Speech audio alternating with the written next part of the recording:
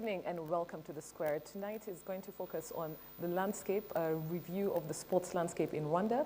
We're going to look at issues to do with governance in terms of bodies that governs various sports disciplines. We're also going to look at infrastructure, and really we're going to look at solutions and discuss strategies on how we can ensure a dynamic and very competitive sports industry in Rwanda, not only locally but regionally and internationally. And that said, we're honored to have on our show tonight Félicité Rwanda, who is the acting president of the Rwanda National Olympic and Sports Committee, and she's also a member of the International Olympic Committee.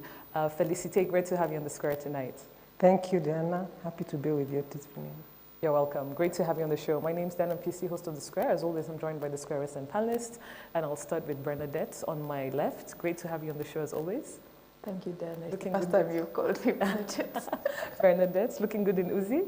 Thank you. Also resident panelist on the show, Charles Herber. Great to have you as always on the show. Same here, Diana. How are you? Good. Good. Before we always kick off our conversations, we focus on a couple of midweek highlights from the Square resident panelists that I'd like to share with the guests and also the general public and our viewers. I don't know if there are midweek highlights, Brenna, you'd like to kick off with? Of course, there's the MTN listing.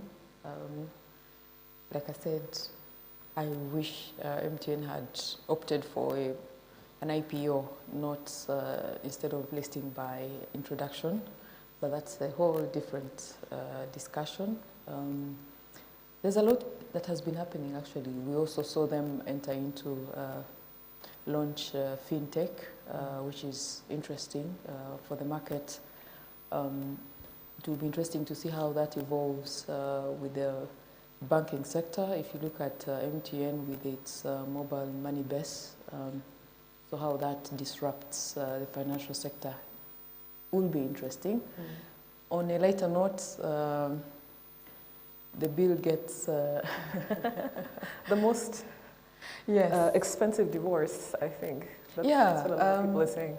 Yes, and I think the learning from it is perhaps for some of us who are not yet married, I think everything we've been told about money and marriage doesn't make sense. It's not true. I will agree with you on that point. Charles, any midweek highlights you'd like to share? Yeah, of course. Ever since COVID started, the highlights are usually around COVID. But last week we hinted around policing COVID and easing restrictions. And at a time when the country has gone into a mode of vaccines, a mode of allowing events to take place. Now we're seeing Tour du Rwanda, a little bit connected to the show we are having today, and people lining up on the streets in numbers, and that's not, sort of being checked, or if it is okay, I'm not too sure. We have a Visit Rwanda Tembero Rwanda program. I was a little bit disappointed that over the weekend there were some young people who were arrested somewhere in Gisenyi. Were they violating COVID regulations? Most likely, yes. Can that be checked through different ways? Because I was doing some work in Musanze on Friday and came back to Kigali on Saturday, but where I was, we were required to do COVID tests, and but we were socializing. So if the COVID tests are done, why not allow people to socialize? And I think this is the point we were raising last week around a smart way of allowing business to continue as usual. Yeah. There's some hope, Cabinet. We're waiting for the yellow paper. Everyone is waiting for the yellow papers tonight with a lot of... I don't think anything will change. You don't think anything will change? Really? Anyway, we'll see. Past midnight, I'm sure there'll be some updates. So thank you very much, Félicité, for joining the show tonight as we look at a review of the sports landscape in Rwanda. And the first part of the topic that I'd like us to focus on is to do with infrastructure and sports strategy. So over the last 2 decades, there have been hefty investments by government and partners in developing the sports sector. If you'll allow me to read, give some examples for viewers in Rwanda and out of Rwanda. Some examples include the Kigali Arena. It's over 10,000 seating capacity. We have the Gahanga Cricket Stadium. Charles, I know you're a big cricket fan. You've been involved in the growth of cricket in Rwanda. We have the Gisagara International Gymnasium, and as well as various football stadiums in different parts of the country.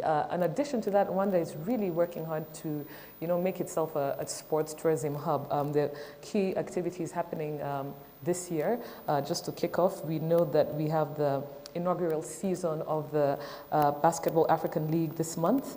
We have, of course, the ongoing Tour du Rwanda. We also have FIBA Afrobasket that will take place in August this year.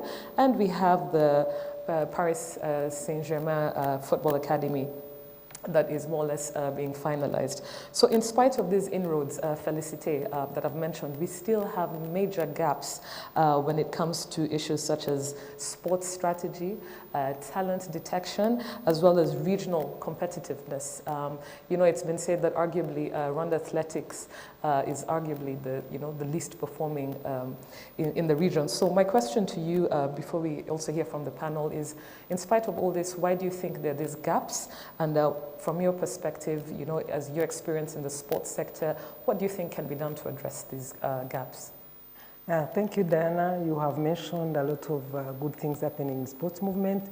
First of all, we have to congratulate our leadership, because all that is just because Rwanda works, and people need to see what's going on after the darkest years that we went through. So this is something that really speaks to the world. As Rwanda, you know very well, we don't have diamond, we don't have gold, but at least we have good leadership.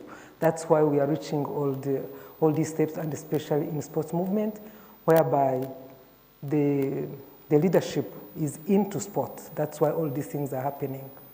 Yeah, it's unfortunate that all those things are put in place, and yes, there are some gaps. First of all, about the detection of talents. For me, I believe it's a very big gap and need to be considered as a priority. I do believe that in every school there is a school teacher that is supposed to be leading sports activities in schools, and also in the sector and district level, there are those ones responsible for sports. But at the end of it all, I wonder what is being done, because it needs at least to have some initiatives of organizing like tournaments, which is not very expensive, whereby these players will not need like transport, will not need so many things. They organize tournaments maybe per class, whereby they want to do some detection. And if these teachers or these people, administrators of sports in the district and sector level, if they don't have that capacity, I think it would be better to coordinate with the federation that has that sport in particular at hand, so that they may send in their technicians to come and do the detection. I think that the collaboration is something that is missing in that. And yet I do believe that Rwandans have the capacity also to reach the World Cup, because at least one time it happened. So we need to see the continuity. That's where it is failing. We need to look at the continuity and always think of starting from the grassroots level. We have different organizations like Ijabo Ryacu Rwanda. It has these young sports girls and men. They need to cooperate so that at least we may see something that is tangible. Another thing is that there is always this thing of saying that we don't invest in these young people. We need to call in at least the private sector to come and support these activities. It is very expensive, and it needs at least some support. So I think they need to come in and also support these activities, so that in the long run we have good athletes that should do something better in sports. Yeah, for the competitions, it's not a surprise that we don't gain these medals, we don't win, because we have to invest in these players. For example, I think last week I was in a meeting on the regional level, And I would hear other presidents of the National Olympic Committees mentioning that their athletes are now in London for 9 months preparing for the Olympic Games. So you can imagine that athlete has gone to London for 9 months preparing for the Olympic Games. And here comes to compete with the Rwandan athlete who has not had that expertise, that chance to reach that way. So how do you expect that the result would come out? Yeah, so there is a lot to be done in that context so that we may have at least the results. Thank you. Thank you very much, Felicite. We're definitely going to touch back on some of the key points you mentioned. I absolutely agree with you, especially when you talk about the element of investing in athletes as well as coaches. I think that's something that's lacking. I was reading today earlier on ahead of the show, you know, the coaches who have been suspended, you know, in the last couple of months, and it's quite alarming. You know, that's an issue that we need to focus on. But before we get to the next part of the conversation, that's to do with governance. That's a key aspect of why these issues remain. I'd like to hear from the panelists. Berna, do you want me to kick off with you based on the opinions you have on this?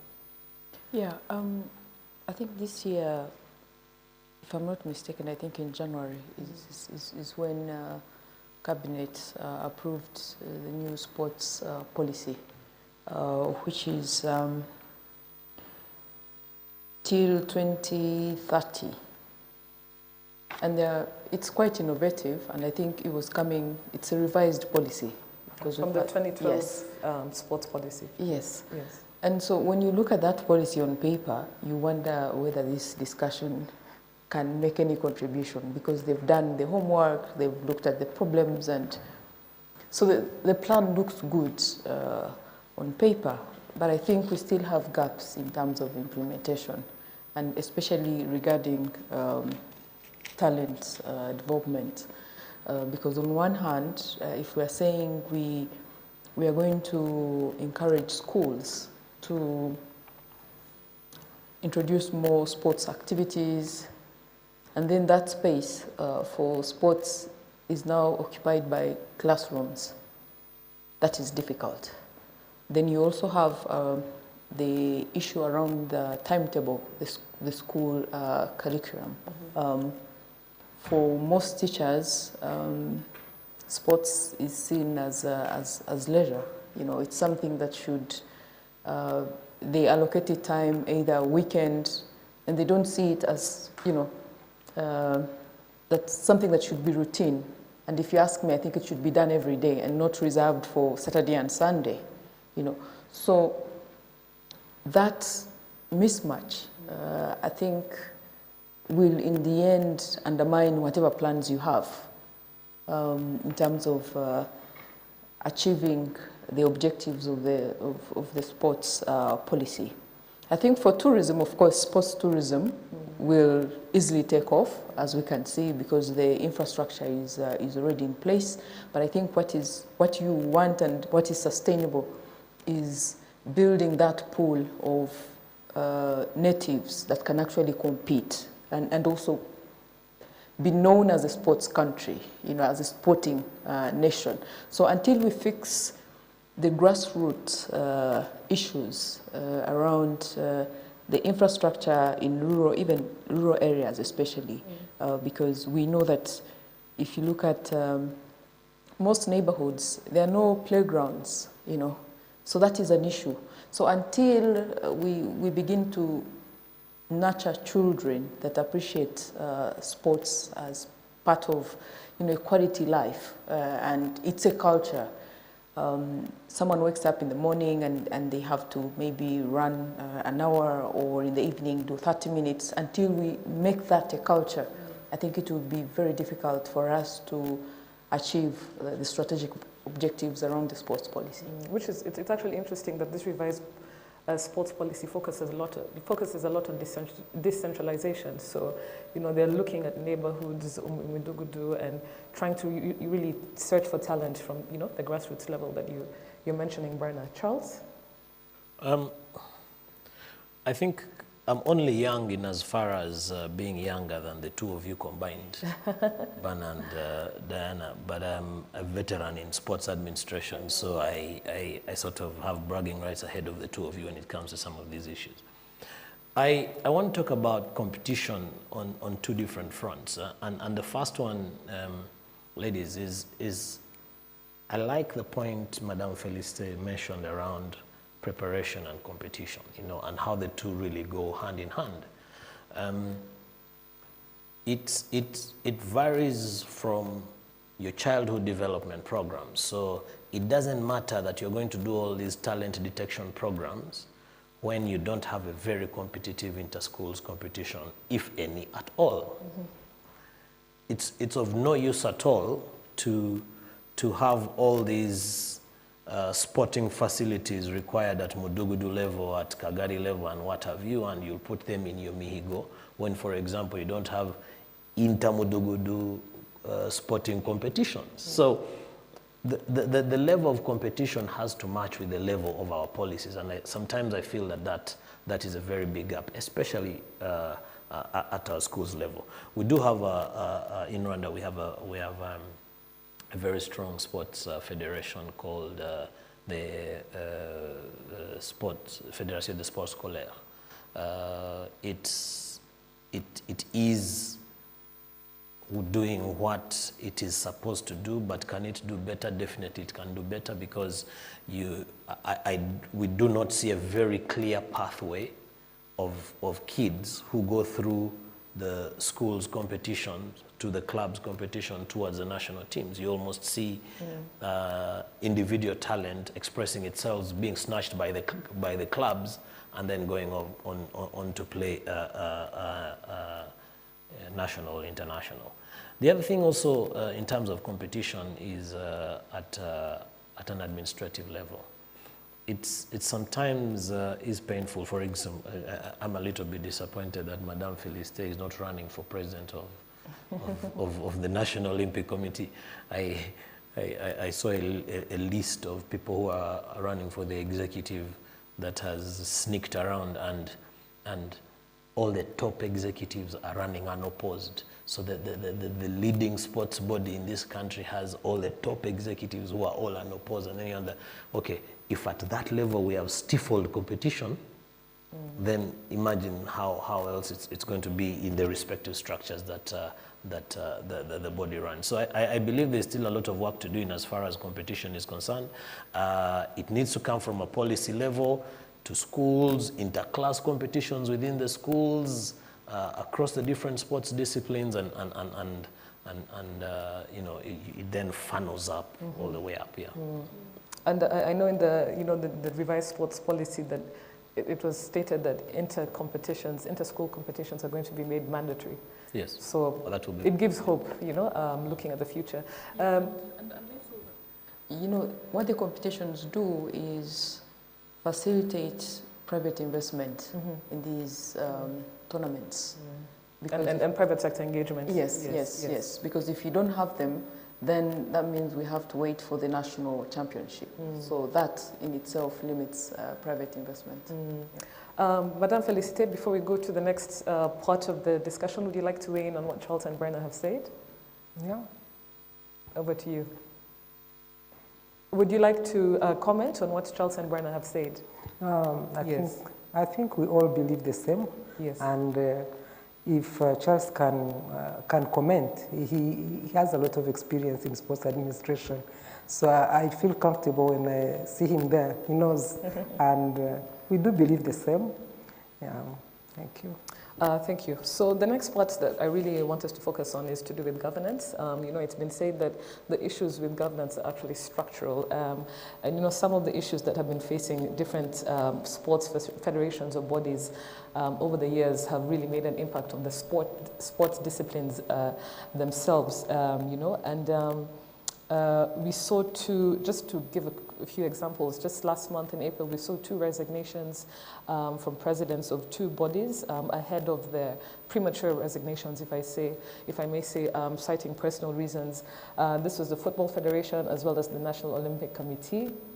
We all know, you know, since at least starting from 2019, there have been allegations to the cycling body FERWASI of abuse, sexual abuse, of corruption, of fraud, of resource mismanagement, amongst other things. So my question to you, Felicite, you've been in this sector, you've been in this field for, I'm very sure over the last 2 decades. How can sports bodies work together to solve these governing issues that impact the overall sport and competitiveness across the country, and how Rwanda presents itself to the world when it comes to this industry?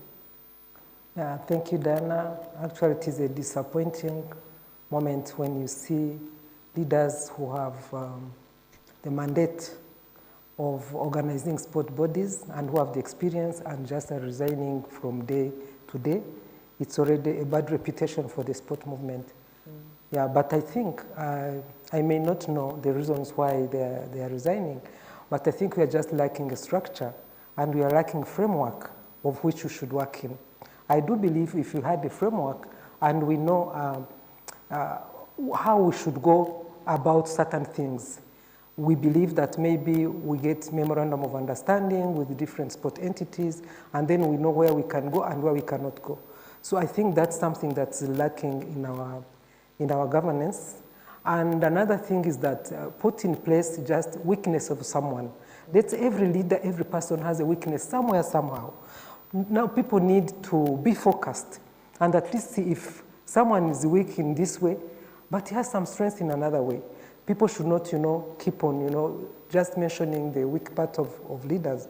So unless we come to this oneness together, unless we are focused, we cannot reach far. So I think we need just that framework, and we just go by laws. They say you have violated this law, so these things should not happen. So, and then another thing, we need accountability. If you are a president, you go there and say, in the 4 years, I will do ABC. And then there's a General Assembly every year. You need to report to the General Assembly. This is what I said, and this is what is happening. And then the General Assembly must follow and see what you said, what you have done, and where there is a gap. And people try to work together to find that gap. We need to hold hands together so that we may fill that gap for the betterment of our sport. But that's something that is lacking. Yeah. And Felicite, why do you think it's lacking? Why? Rwanda is a country when it comes to leadership and accountability in different sectors. This is not usually a big issue. We're always challenging our leaders. We're always challenging ourselves. Why is it in sports, we keep on making the same mistakes, should I say, expecting different results? Is it the mentality? Is it the mindset? Is it that we don't prioritize it? Why do these governance issues keep on happening? I think it's just a matter of mindset and not following the bylaws, because every, at least federation or the Comité Olympique, we have the bylaws that we are governed by the International Olympic Committee, which we need to follow.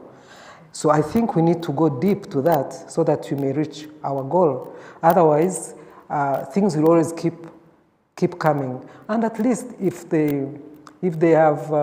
one has become a candidate and has been elected, people must have a full trust. And let him continue and then see how far things are going. You are elected just for 4 years. Then on the 3rd year, when the 4th year is coming, bombs are starting coming out. They start coming out, hey, you did this, you did this. And then you feel at the end of it all, one is tired of being talked about because children are listening, everyone is listening about what's being talked about. Then you decide just to leave. And there we are losing. Because once you are in the 4th year, you are making connections. You are making networks outside. By the time you get used to the system, you are gone. Another new one comes. So you find that there's no continuity. But if you had structure in place, even if one resigned, see, the institution would continue. So we are just lacking a proper structure, proper governing body, transparency, and accountability. Thank you very much, Felicite. Charles, I'd like to throw this to you. I know you were part of the governing Rwanda Cricket Association, part of that body, especially, when cricket was being introduced to this Rwanda. So you have experience on the challenges of governance. So happy to hear your thoughts on this. Do not belittle that, because I also served on the Olympic Committee executive for several years. So I think the governance of our sports fraternity, generally speaking, is a total mess. And But it's very easy to drop this buzzword governance and you think it's that simple. But if you break it down to very, very simple things, for instance, Madame Feliste mentions about the role of the General Assembly and the executive, especially the president and usually there are about 3 or 4 or 5 people, depending on the organization. You really find that the powers that are vested from the executive, there is no structure under which they are checked.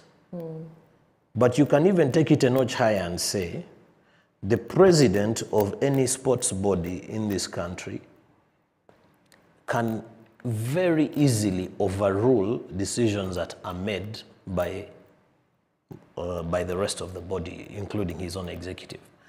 And why is this?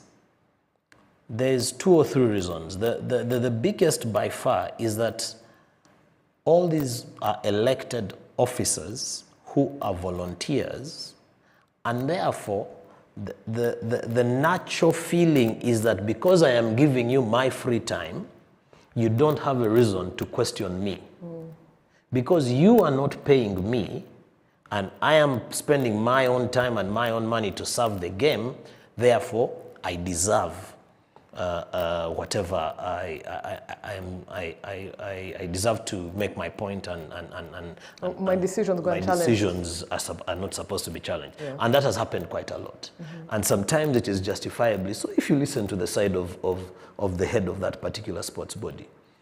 But then also, on the other hand, you have a situation where people's survival is the sports body. They don't have any other job. They stop whatever they are doing and come to run the affairs of that sports organization or to be involved in the day-to-day sports organization. Yet they are volunteers. So you will find that this guy will say, okay, who are you to question me? Yet you are out there running on your own business, and I'm the only one who is sacrificing all my time in this. The other challenge that we have is that deliberately, and with no offense meant, Madame Feliste, even the biggest sports governing body that we have in our country, they have deliberately not empowered the organization, and that's in terms of the secretariat, so the people who run the sports body in the day-to-day affairs. So I'll drop you a question easily. Do we know of a CEO of any body in the sports fraternity? The answer is no, but we know all the presidents. Why? Because the presidents will make sure that the CEO will be as clerical as possible so that they are the ones to shine. Not visible. Yes. Yet ideally, and back to the buzzword governance, if I asked you, do you know the chairmen or chairpersons of our insurance companies and our banks and what have you? No, but we know all the CEOs. So until we get to that point where we run our sports organizations as businesses. Absolutely. Yes, and I like to give examples of our government. Our government has invested so much money and time and effort in streamlining our governance processes. You will have a high turnover of ministers and, at the top echelon. But the guys who actually do the work are the most important. And the government has realized that. Government is very good at doing its business. They have realized that actually the head can change, but it's very important that the systems, that the body, that the day-to-day operations are as intact as possible. And that's why you'll see PSs, very good director generals, very good technicians running the show. And until we get to that point where we understand that we need these checks and balances, we will not take any strides. I was very impressed, I think, it was last year, either early last year or late 2019, I did see the Rwanda Governance Board come in to step in to address the issue that Rayon Sport was having, and yet that's a club. So shouldn't it be time that they came in to look at addressing the entire sports administration, even from the ministry level and National Olympic Committee and the other federations? I think absolutely yes. Parna? I think after Charles, as someone, it's difficult, but I'll just, from a layman's point of view, I mean, if you look at the confusion, it's difficult to know. Like you said, I mean, who is who? You just hear a few names, you know, the presidents, and that's it. And it's like, it's a family business. Huh? So I think there has to be a shift and there has to be a change. One, to bring accountability, and there has to be transparency. In absence of that, I think these policies will remain good on paper and will continue to maybe bring in some income around sports tourism, but not do much in terms of national development. So I feel that until we have passionate people running these sports organizations, will not get it right. And the reference here is, if you have someone who feels they are doing you a favor, I mean, we know even in real life, ordinary life, if someone feels they're doing you a favor by, you know, giving you a service, then it will always be a problem. You know, that is how they wake up in the morning and say, I don't want this job. You know, no matter what is at stake, they will say, I want to leave, and that's it. So that has to change. You must want the job and actually do it well, and if when you don't do it well, you should be held to account. So I don't know if Rwanda Governance Board has the capabilities of overhauling the whole system. It's not an easy one, because as we've seen, when you try to initiate change, most of the time you get a lot of backlash, you know, pushback, which is sometimes misplaced. But the other problem, sometimes I feel it's the politics. Again, getting involved in sports. So people are not in it to actually drive the sports agenda, but to do politics. So when you have that, then it's impossible to have professional bodies that are focused on growing the sport. But let us not forget, it's a global problem. If you look at the sports federations, I think very few are actually functional. We know football, you know, the corruption, the scandals. So it's, Rwanda is not isolated, but I think we can do better if we mean to. Yeah. Okay. Before we go to the next question, Madame Felicite, is there something you'd like to share based on what the resident panelists have shared? Yeah, I totally agree with Mr. Charles, saying that at least we need capacity building for our executives so that we may learn how to put structure in place, and then we move by laws. That's very important. Another important point is that Brenda said one needs to be passionate. Just to be passionate about sports. Don't look for any other, you know, profit gain, but just be passionate. When you are passionate, everything is cool, and you listen to everyone, so that you may take, at least you may take up a decision. So we need to move to that, and then the sports movement will move on. But then, saying that it's global, we need to make a difference. Since Rwanda has made a difference in other institutions, why not sports? What can we do at least to make that difference, and we become, you know, we become role models in sports, so that with Rwanda, leadership is on another level in everything, including sports. So we need to think about that, and then we move on. We need people to help, because other institutions are okay, other institutions are doing fine, but sports is still a problem. So we need now at least the government to focus in sports, and then make a difference, because sports is something very important. Sports is a universal language, and sport can transform the world And also people's mindset are being transformed, people think clearly. So we need to do something for sports. It's really sad that this is happening, and yet the leadership is really into sport. They have done everything possible. But we are just, I don't know, we still have a long way to go.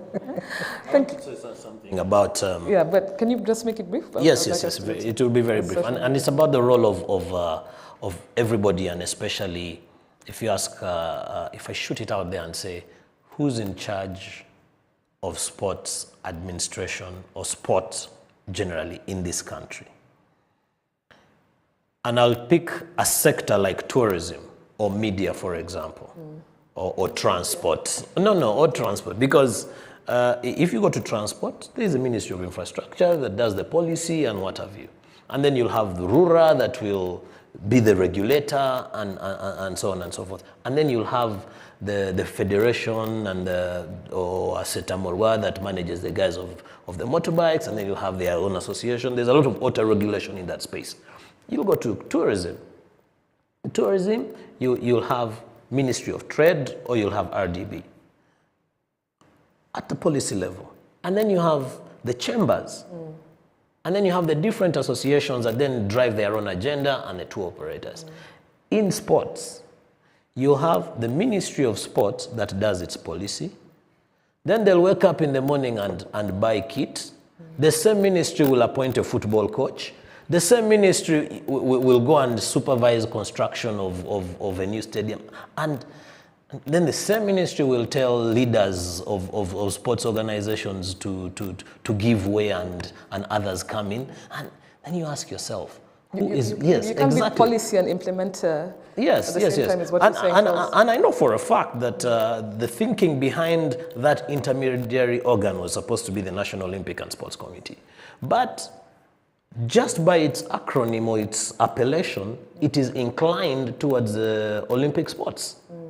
Yeah, and because the majority of their funding really comes from the Olympic movement and the solidarity movement, and naturally that's how it will be. But you have a huge gap in terms of regulation and overseeing of this industry. Yes. Let's just read a couple of tweets that are coming in from our viewers. We can have them on our screen. The first tweet comes from Fred, and Fred states that the sports landscape in Rwanda is nowadays characterized by resignations. Could it be COVID-19 effect or something else not known yet? I don't know if Fred is being sarcastic about COVID, but yeah, these are the resignations we were just talking about. And then we have another tweet coming in saying, yeah, but it's true.